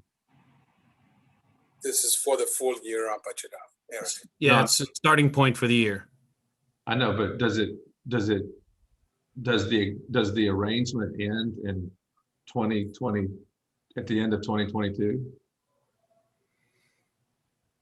No, this arrangement was starting at 65 and 85. It's a $5 decrease in the two, no, and then not- a 2% increase per year. And I think it was just per year. I don't think it had a timeline. I don't think it had a deadline. Well, there is an annual increase in it. Yes. Okay. All right. As long as it's not something like this in perpetuity, No. you know. And also carries with it the caveat that if the Webster lot does go into some sort of new construction or rebuild, then all of the contracts are null and void and subject to renegotiating because we're going to build. Right. And we're talking about something similar for the Maritime, right? The Maritime Garage related to the aquarium. I don't understand. What do you mean? Jessica, maybe it doesn't need to come in here, but do we need to, is there going to be a role, like the Maritime Garage is, they had a request of us at the end, I guess it was the end of last year to not charge for certain things. Is that request going to go into the future, or do we need to plan for that, or? No, Eric, the way we left that was that we were going to forgive the back charges of what they asked us for and not do anything future. Leave the fee structure in place for the future. Okay, so we don't need to or budget for it at this point. Right. Okay. Right. Okay. I do think, Eric, just if I could, Mike, for a second, I think that one of the things that we did talk about was that you had the economic development programming, and we were talking about the potential for if the aquarium was to have a reduction, or if if a monthly aquarium holder could have a parking pass or something like that. But we were talking about any deduction or any program. We were talking about it, I think it's coming out of that economic development program line instead of it being a reduction in the revenue. It would be that you would use that line item to basically transfer funds from that over to your revenue to make up the difference. Okay. But so it's in our operations somewhere. It's now in the operations here, moving forward. Yeah. Okay. All right. Good.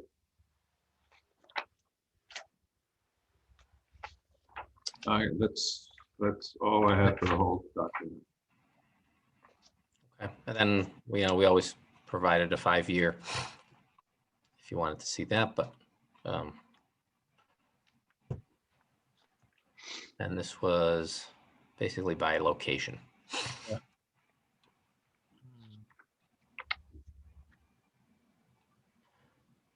Oh, I did have one question. I'm sorry. We're paying a typing service, $4,500. Typing service? Yeah, down at the bottom of the 5-year summary. That may be minutes. Eileen. Of the bottom of the 5-year. Oh, here it is. Where do you see that? Right there in the middle under city. Oh, here it is, typing service. Oh, yeah, this would have come from the city. Mm-hmm. So what is that? Those are your minutes, Eric. Those are the minutes of the meeting. So the portion we pay for salaries doesn't include that? It does not. It's always been a separate line item. I'm not sure why. I think that it is because your typing is not paid out of the 460 goes to the city as one line item, and the city pays the employees through the city payroll process. Your typing is a separate contracted expense. Oh, okay. So for example, there could be Telesco, there are different typing services. So each authority and commission and committee usually has a minutes or typing service line item, and we usually contract that separately. So we usually have, in some cases we have contracts with a particular company that comes in and does the minutes for us. But in this case, Dylene's providing that service for you. Oh, good. Okay. Okay. And fabulously, by the way. Yes. And the last one is really just a breakdown of pie chart of the revenues and expenses.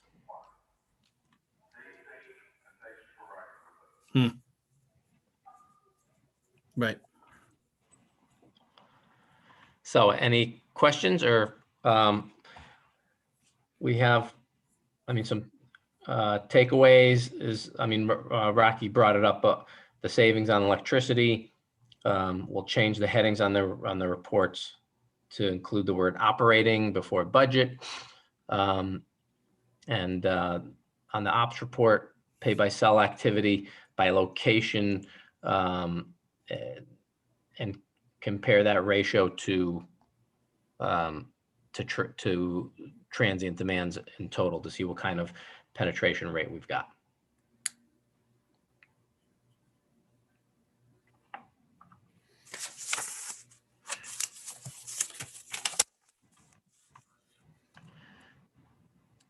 Yep.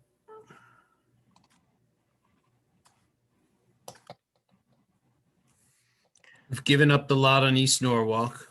We're waiting for North Water movement. Okay. Capital outlays, the fund balance. Yeah. Thank you. Okay. Questions, comments, thoughts? We'll have a little bit more time before we get this thing buttoned up neatly, but let's move on to the next topic.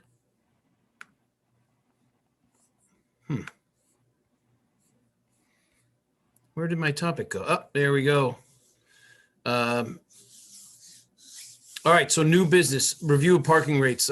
I put this in here because I wanted to discuss very briefly the $1.50 rate that we have in Sono, and what spots are left that we're charging $1.50 for now that we've lost Washington Street. We have a little bit on North Water and a little bit on Main, right?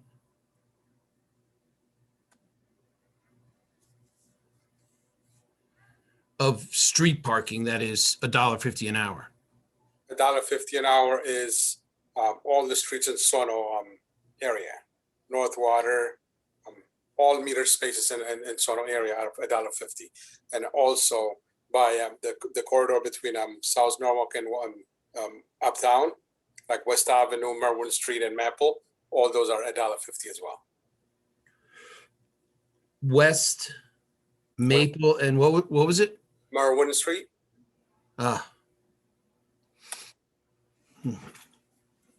The consideration is bringing it down to $1, trying to nominalize everything a little bit.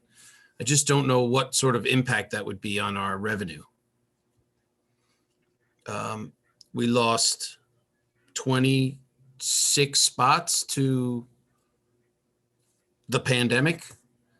How many spots do we have left over that are $1.50?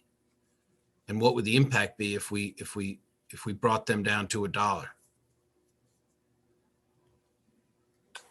Yeah, Can we look at a map Yeah, we can do that analysis. or analysis? Take a look at that. I really want to think about that and what that means. So let me just make sure I understand what we're going to be doing. We want to just look at in those all the streets that are $1.50 now going to $1 and what that impact is, or just the ones? Yeah. No, well, yeah, what that impact is. It's only really in the Sono area. I think it's only, I don't have a map in front of me. I think it's only 5 streets minus Washington.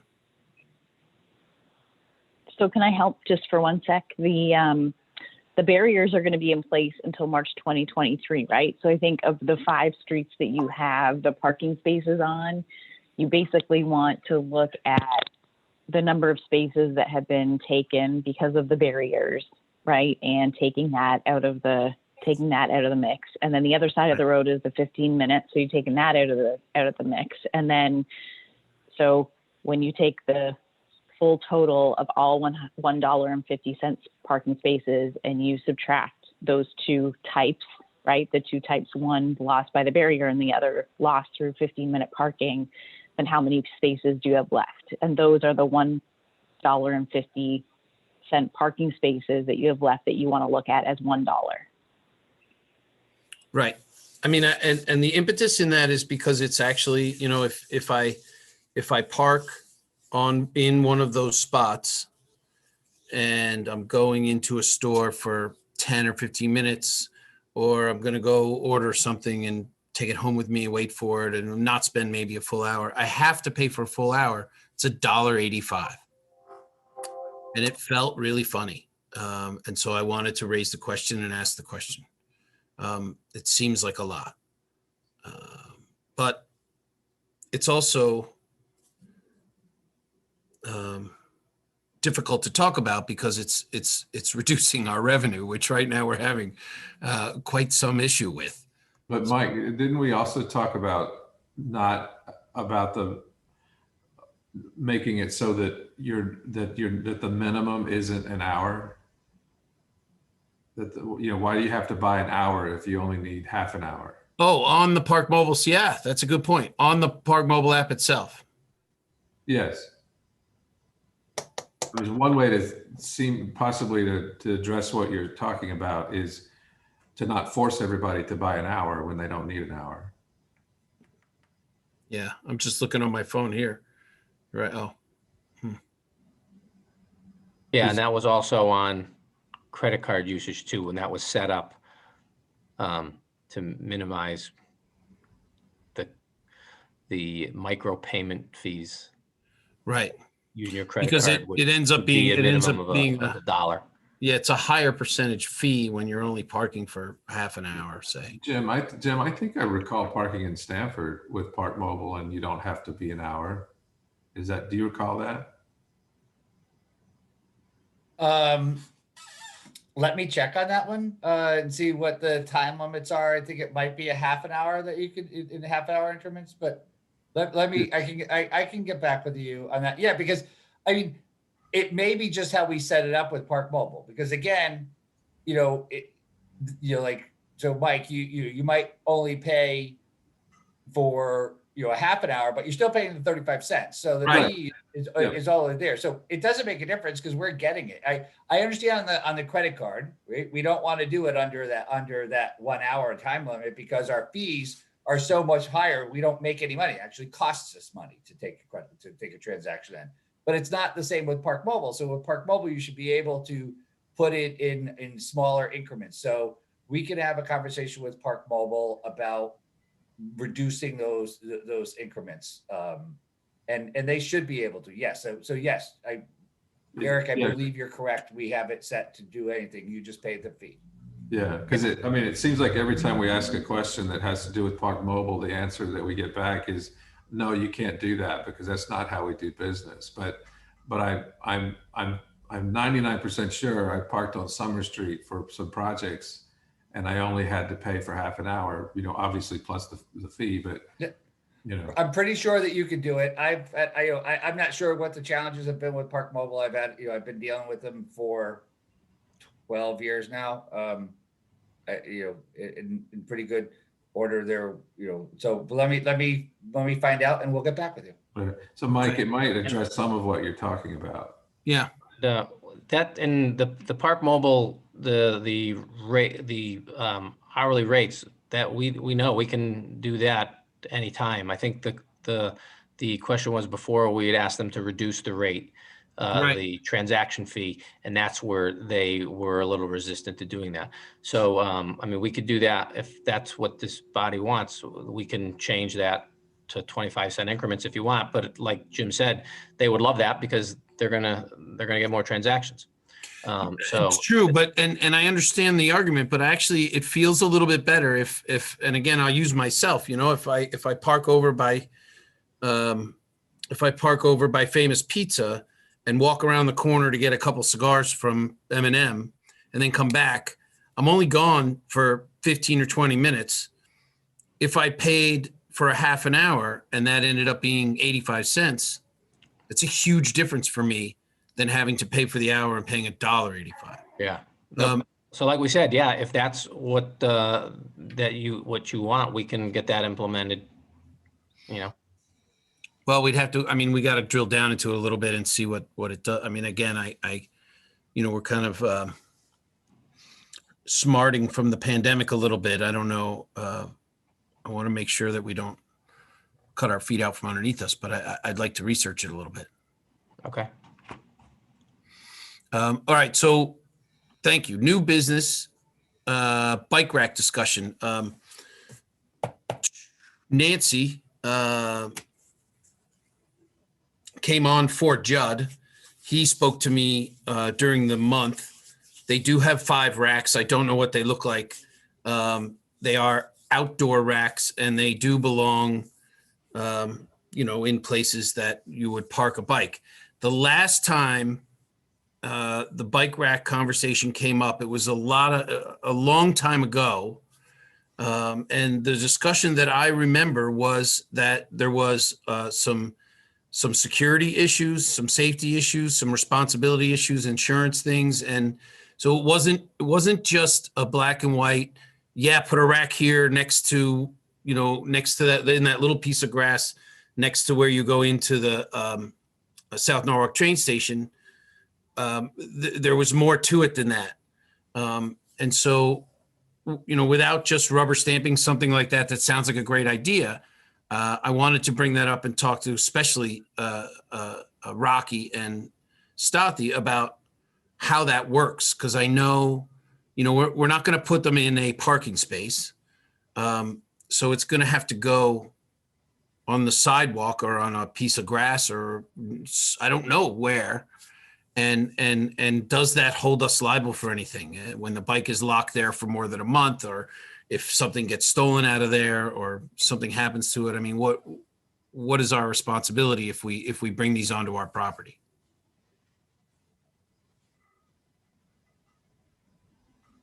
So Anybody can chime in here. Well, I think we need an understanding of everything you just said before we. Yeah. My initial response was to say to them, just tell us where you want them and we'll see if we can make it work. But based on everything you just said, none of our assets would have any less liability than the other one. It related to something like this. So that would mean that all of our assets are excluded from the request. Do we have, I heard her say we had bike racks on the inside of Maritime? Yes, we do have a rack in the Maritime garage. As the liability part of it, Captain Mike, I'm not sure what liability is out there. We do have the rack in Maritime garage, at the train station, and also at East Norwalk parking lot, and then at the Yankee Road garage. But the usage is mainly at the South Norwalk train station, and we do have some people living there, their bicycle, and not coming back. And these are not, we don't think these are customers. These are stolen bicycles just dropped off there and no one picking them up. And we actually take them, from the rack after a certain period of time and then keep them in our storage. But liability, I'm not sure if there is any liability out there for having a bike rack in our facilities. Okay. I mean, I don't know, but I have to ask the question, right? We have to find out. Like, I don't want to just put something out there and then get in trouble for it later, and make sure it's not, more trouble than it's worth, because I don't want to take on more liability or maintenance issues or I just want to do it the right way anyway. So yeah, let's take a look in. I guess we have to ask somebody at the city too, on the city level, how that works for us, and where something like that would be allowed to go. I can just tell you that anything that goes on the right of way will need to have encroachment permit. We are very strict about the bike racks because also we're concerned that we have first to keep the ADA access throughout the sidewalk. So we cannot have the bike rack placed in a way that we're blocking the sidewalk. Also, it cannot become a tripping hazard as well. So sometimes depending how it is installed, can become a hazard, then we get also liable for. So we allow bike racks to be installed. We have field development in town that comes with the plans that we have to look at and then we approve, but it will follow our encroachment permit requirements for any work on the right of way. Okay, that's very good to know. Thank you. All right, so we can also table the rest of this, when Judd comes back. I'm sure he's going to want to talk about it more, but it sounds like we would have to sort of go through Vanessa and have a specific plan as to how and where this thing would get placed. Yeah, but I think that what Eric suggests is very good. Maybe they can come up with some ideas and then together we can look for it. Remember when we were gonna have those bike racks, the rental program? Yes. So we already went through this exercise. So there are a few locations that we all agree that would be a good area. So maybe that can be like the baseline where they can look on some of those places. Weren't those were in some of our spots though, right? Weren't they? I believe that there was one near the Maritime. I believe there was also one near Yankee Doodle at the library. And one at the mall, I think. The mall, you're right. I think that the mall was a question mark because the mall, we had to wait until the mall was complete, right, Jessica? Something like that? Yep. Yeah. So I can find that plan.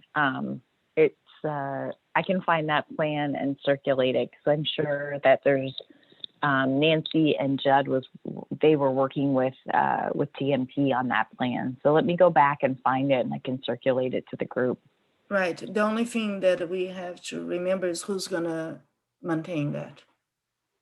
That is something that we need to address. If it is not the parking authority, who's going to be responsible for the maintenance of the bike racks? Exactly. All right. So there are conditions we would have to talk about. Okay. The last thing we have here is signage and wayfinding discussion. I wanted this put on the agenda just to keep it fresh. We don't have to talk too much about it right now, but I know that Eric and Jessica, we have had a bunch of side conversations about this, and Jim, you chimed in about it a little bit today as well. We do feel as though the signage needs improvement across the city and could also involve some type of wayfinding or other departmental involvement with visitors or whatever the case may be. But I think it's a fairly specific but important topic to look at because over the years I think it's kind of gotten a little overgrown, shall we say. So let's put that on. We're going to keep that on the agenda probably until we get out of the budget season. And then maybe even assign one or two of us this subcommittee task and kind of dig in, start taking some pictures and talking to some other towns and looking around what other people are doing and make a plan for some new signage. Does anybody else want to speak to that? Let me just say, Garrett, could you get Jessica a copy of the style sign guide that you put together for Stanford? It's I like it a lot. It's really clean, modern, consistent. And then I think, that I think we need to bring some consistency to the signs in the public right away. And then I think we need to look separately, Mike, honestly, at some type of branded sign that's more, I'm trying to be politically correct. Like it needs to be more intuitive. That's where they're lost, and I look for them and I don't see them, right? So I think that we need to figure out a better branded message for the parking authority signs to get you into our facilities. But again, on street, I think we need to do something else, because I think there is a lot of sign clutter. I think we have a lot of competing interests that are out there that I think do not satisfy the end user in looking at it. And I don't think it does anything for the community. So Garrett, if tomorrow you can get a copy of that to Jessica so that she can she can see what. Yeah, that'd be great. Absolutely. Happy to That'd be share great. it. I'll steal it from Stanford. I don't mind. I'm not proud. All right, guys. So traditionally, this last agenda number 8 is Tom Vetter's. His phone died. He texted me from his wife's phone telling me that he was sorry he had to get out of the meeting. But can I have a motion to adjourn, please? Eric, a second? We have no second. I'll That's second you. that. All those in favor? All right. So we are adjourned for the month of February. Thank you all so much. Guys, it was great to meet you. Yeah, welcome again. Pleasure. Welcome. And Be in we'll touch. catch up offline on a bunch of these things over the next couple of weeks, definitely. Perfect, Mike. Thanks. Great. Good night, Thank you. everyone. Thanks, everybody. Have a good night. Thanks, everyone. Good night. Have a good night, everybody.